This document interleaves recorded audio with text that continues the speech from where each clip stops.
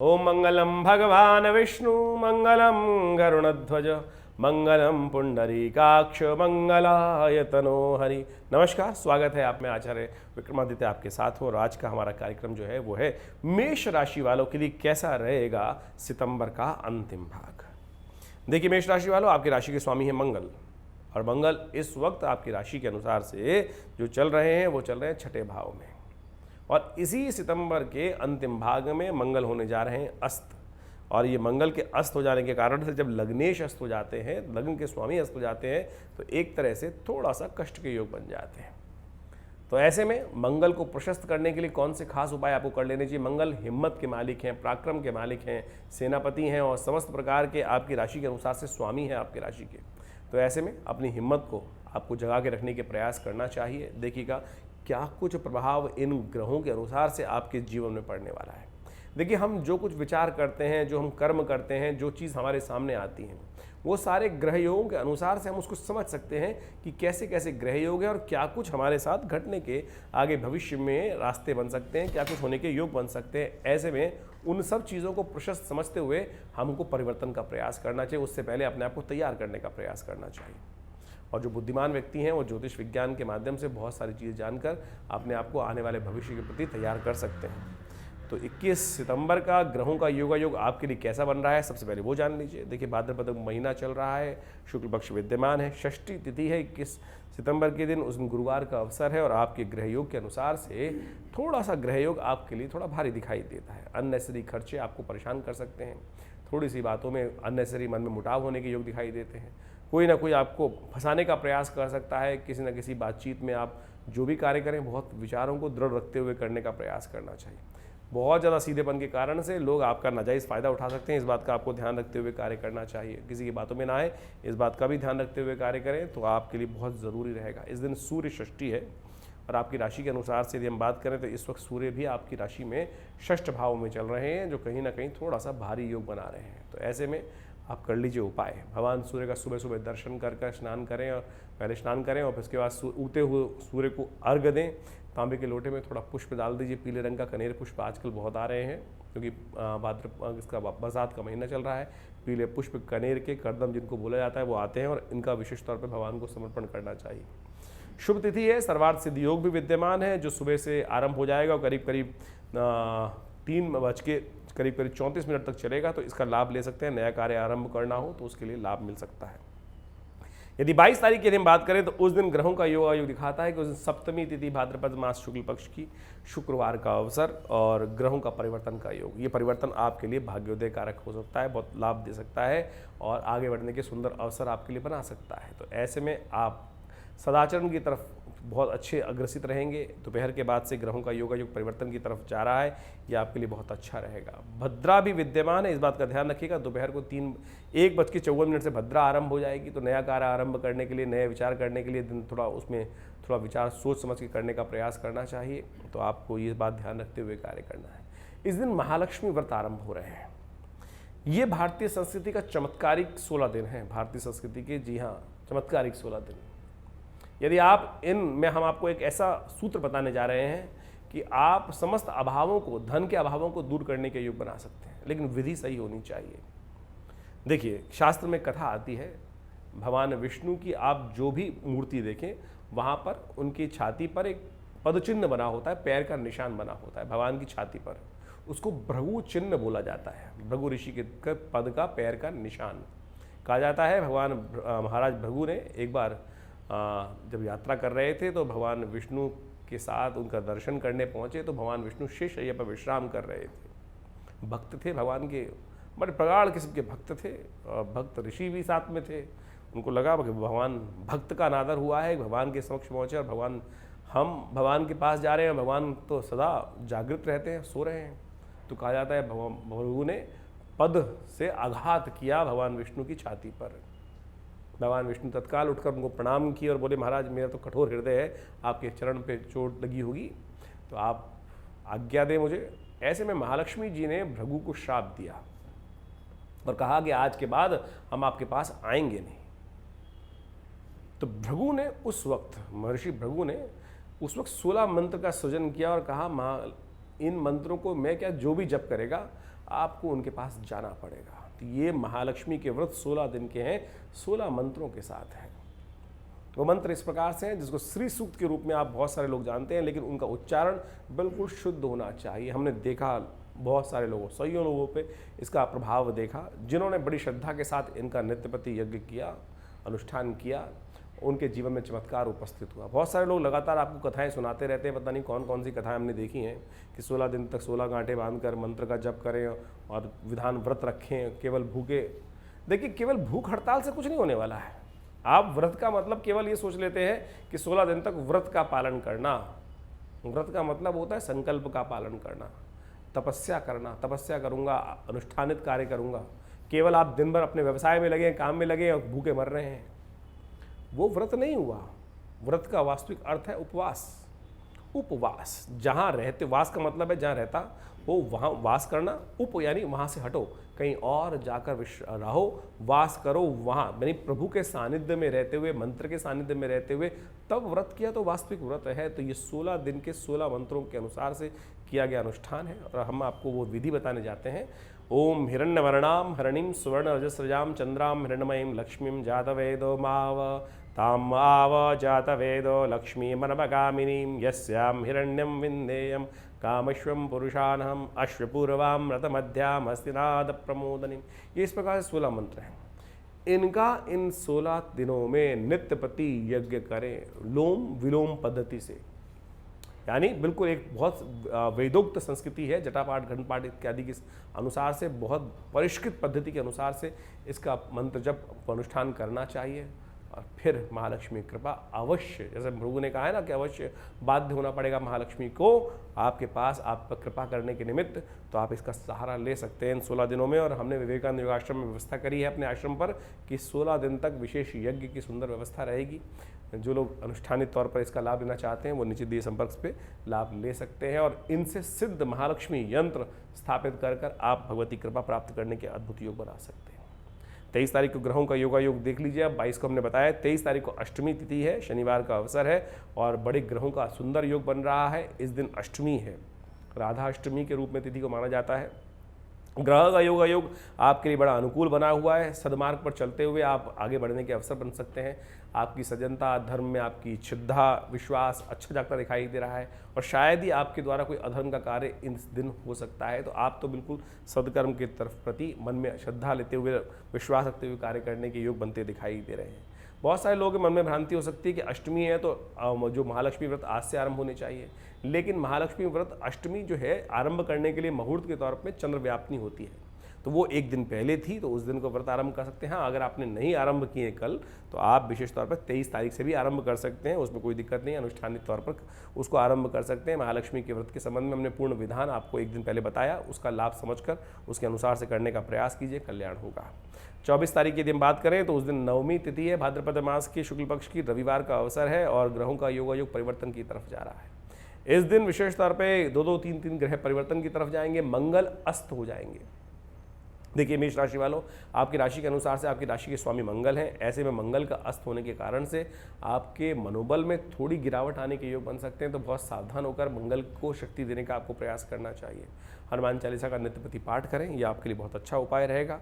इसका लाभ लेते हुए कार्य करना चाहिए आपको। आपका दिन विशेष तौर पर आगे बढ़ने के बन सकते हैं, दिन अच्छा जाएगा, धर्म में आपकी आस्था रहेगी और साथ साथ सर्वार्थ सिद्ध योग भी विद्यमान है, जो करीब 1:14 से आरंभ होगा। उसके बाद नया कार्य आरंभ करना हो तो इस मुहूर्त का लाभ लेकर आप कार्य कर सकते हैं। 25 तारीख की यदि हम बात करें तो उस दिन दशमी तिथि है और एकादशी का योग है। इस दिन एकादशी क्षय हो रही है और यानी अगले दिन सुबह सूर्योदय से पहले एकादशी समाप्त हो जाएगी। दशमी और एकादशी का संयोग बन गया है, एकादशी क्षय हो गई है, सोमवार का अवसर है, तो और ग्रहों का योग आपके लिए थोड़े खर्चे बढ़ाने की स्थिति बना सकता है। तो ऐसे में आपको थोड़ा ध्यान रखते हुए खर्चों पर कार्य करने का प्रयास करना चाहिए। अननेसेसरी के कार्यों में अपने आप को लिप्त नहीं करना चाहिए। फिर भी आपकी माता जी का आशीर्वाद आपके लिए जगत कल्याण के योग बना सकता है, तो उनका आशीर्वाद लेकर जो भी कार्य करेंगे, सोमवार का अवसर है, कहा जाता है भगवती का आशीर्वाद, माँ का आशीर्वाद लेकर जो कार्य करेंगे उसमें कहीं ना कहीं विजय प्राप्ति के योग बन सकते हैं। तो इस बात का ध्यान रखते हुए कार्य करें। एकादशी है, चावल का त्याग करें और विशेष तौर पर व्रत रखें, ये बहुत सुंदर योग बनेगा। 26 तारीख की ग्रह गणना दिखाती है कि उस दिन द्वादशी तिथि, मंगलवार का अवसर और साथ साथ वामन भगवान की जयंती है। इस दिन विशेष तौर पर ग्रहों का योगायोग आपके लिए अनुकूल है, आगे बढ़ने के योग बन रहे हैं, क्रिया विक्रिय में इंप्रूवमेंट आने के योग दिखाई देते हैं, लेकिन स्वास्थ्य के मामले में थोड़ा ध्यान देने की ज़रूरत है। अननेसेसरी के थोड़े से स्वास्थ्य का ध्यान रखें, बेकार की हबड़ा तबड़ी में ना रहें, बहुत जल्दी जल्दी कार्यों को पूर्ण करने के चक्कर में ना फंसें, बहुत सोच विचार कर कार्य करने का प्रयास करें। लेकिन एक बात का अच्छा योग बन रहा है कि आपको आपके कार्यों का पूर्ण लाभ मिलने के योग बनते दिखाई दे रहे हैं। तो शांति की, शालीनता के साथ काम करने की, हड़बड़ा जल्दबाजी नहीं, केवल जल्दबाजी से आपको बचने का प्रयास करना चाहिए। जैसा हमने कहा, वामन भगवान की जयंती है, तो मंदिर में जाकर ब्राह्मणों को वस्त्र दें, ब्राह्मणों को उनका पूजन करें, उनका आशीर्वाद लें, साधु संत महात्माओं का आशीर्वाद लेकर कल्याण करें, और आशीर्वाद लेंगे तो कल्याण होगा। 27 तारीख की ग्रह गणना विशेष तौर पर दिखा रही है कि इस दिन त्रयोदशी तिथि, बुधवार का अवसर, प्रदोष व्रत है, और साथ साथ रवि योग बन रहा है, द्विविष्कर योग भी बन रहा है, जो सुबह 7:10 से विद्यमान हो जाएगा और शाम के 6:56 तक चलेगा। ग्रहों का योगायोग बड़ा सुंदर है, और ऐसे में विशेष तौर पर आपको आगे बढ़ने के योग बनते दिखाई दे रहे हैं। एक बड़ी सुंदर तिथि है कि आप यदि अपने चाल में, वो कहा है ना, हाथी चलत बाजार में कुत्ता भौंक हजार, साधुन को दुर्भाव नहीं जो निंदे संसार, तो अपने कार्य में मस्त होकर लगे रहिए। दुनिया कुछ भी कहती रहे, आपका कोई भी कुछ बिगाड़ नहीं सकता, ये साफ साफ समझ लीजिए। क्या चिंता करने की ज़रूरत नहीं, केवल पुरुषार्थ करें। मंगल वीक चल रहा है, उसको बल देने का आपको प्रयास करना चाहिए, वो आपके लिए बहुत ज़रूरी है। मंगल को बल देकर काम करेंगे, थोड़ी शक्ति देकर काम करेंगे, तो बहुत सुंदर आपके लिए लाभ के योग बन सकते हैं। प्रदोष है इस दिन, देखिए प्रदोष व्रत हमारे समस्त दिनों में पूरे विशेष तौर पर पक्ष के अंदर सबसे सुंदर योग माना जाता है। कहा जाता है कि प्रदोष के दिन शाम के समय भगवान शंकर पार्वती जी के साथ संसार का भ्रमण करते हैं, और जो प्रदोष के समय पर, यानी सूर्यास्त के बाद करीब करीब जो समय है 48 मिनट का, वो प्रदोष का पुण्य काल, पक्का काम काल माना जाता है। दोष रहित, समस्त दोषों को हरने वाला काल। जो भगवान शंकर की उस आराधना करते हैं, भगवान शंकर समस्त प्रकार के आशीर्वाद उनको प्रदान करते हैं। तो आप भी अपनी समस्त कष्टों को दूर करने के लिए और बुद्ध के ग्रहों योगों को ठीक करने के लिए इस वक्त बुद्ध महाराज जो हैं आपके बहुत अच्छे योग बना रहे हैं। उनको और शक्ति देने के लिए शाम के समय भगवान का विशेष तौर पर विजया रस से, भंग के रस से भगवान का अभिषेक कीजिए। आपकी राशि के अनुसार से इस वक्त योग बन रहा है, बहुत सुंदर आगे बढ़ने के योग बन सकते हैं, लाभ के योग बन सकते हैं, तो इसको करना चाहिए आपको। 28 तारीख की ग्रह गणना देखें तो उस दिन चतुर्दशी तिथि है, गुरुवार का अवसर है, और साथ साथ ग्रहों का योग परिवर्तन की तरफ जा रहा है। अनंत चतुर्दशी का योग बन रहा है, अनंत चतुर्दशी। इस दिन जो भी कार्य किया जाता है उसका अनंत गुना फल प्राप्त होता है। शुभ करेंगे तो अनंत गुना शुभ प्राप्त होगा, अशुभ करेंगे तो अनंत गुना अशुभ फल भी प्राप्त करने के योग बन जाएंगे। तो इस बात का आपको ध्यान रखना है कि कोई कम से कम इतना हो कि आपके द्वारा कोई अशुभ कार्य ना हो। इस बात का ध्यान रखते हुए आपको कार्य करने की ज़रूरत है। सत्यव्रत भी इस दिन किया जाएगा। चंद्र दर्शन हो रहे हैं, अगले दिन से श्राद्ध आरंभ हो जाएंगे, तो सत्यव्रत इसी तिथि में कर लेना चाहिए। 28 तारीख को ही पूर्णिमा है, और उस दिन शाम के समय पूर्णिमा व्याप्त हो जाएगी, तो शुभ तिथि में आप कार्य करने का प्रयास कीजिए, बड़ा सुंदर रहेगा।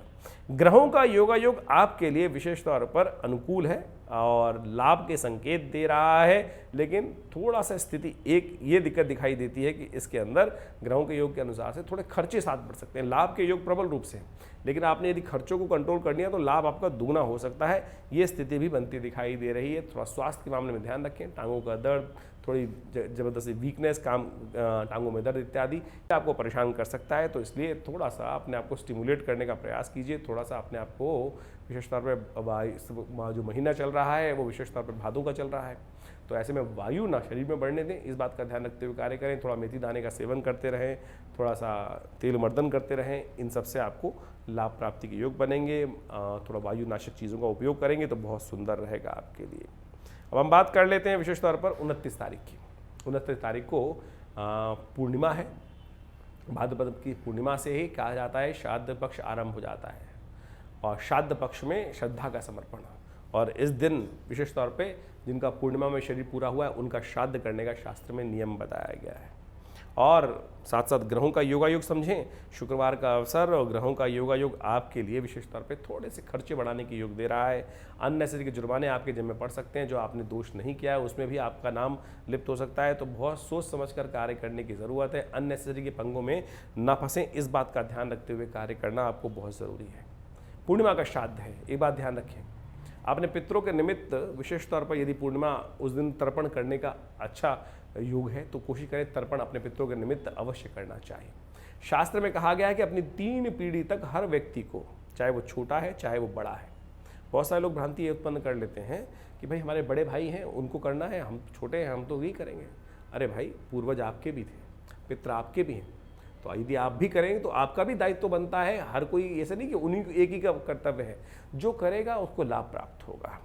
यदि आप देखें आपके घर में बहुत सारे आपके कामों में अननेसेसरी की हिडन्स आती रहती है, कोई आप सबका साफ करते हैं, सब ईमानदारी से काम करें, लेकिन फिर भी प्रोग्रेस नहीं हो पा रही है, कोई ना कोई बार बार स्वप्न में कोई पितृ बार बार आ रहा है, ये सारे इशारे हैं कि विशेष तौर पर कहीं ना कहीं पितृ ऋण आपको परेशान कर रहा है। तो उनके निमित्त इन श्राद्ध के महीनों में जो आज से आरंभ हो रहे हैं, पूर्णिमा से आरंभ हो रहे हैं, आप अवश्य तर्पण करने का प्रयास करें। नित्य प्रति आपको नहीं भी पता, देखिए बहुत सारे लोग ऐसे हो सकते हैं कि आपको पता ही नहीं कब गमन हुआ उनका, और आपके परिवार में है और उनके घर वाले कर ही नहीं रहे हैं, तो वो भी तो दोष आपको लगेगा।